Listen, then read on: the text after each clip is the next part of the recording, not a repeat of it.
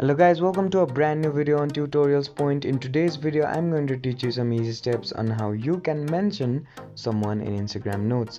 Now, firstly, to do that, make sure that your device is connected to the internet and then open up Instagram. Once you open up Instagram, on the bottom right corner, you'll see your profile icon. Go ahead and click on it. Once you click on your profile icon, you will be redirected to your profile. Now on this page you will see the notes option as share a song. Go ahead and click on it.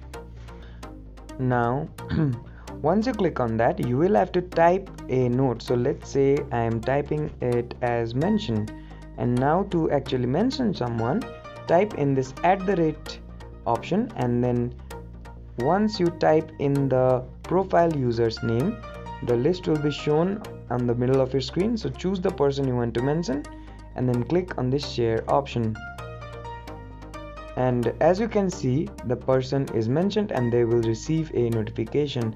I hope this video helped you to mention someone on Instagram notes.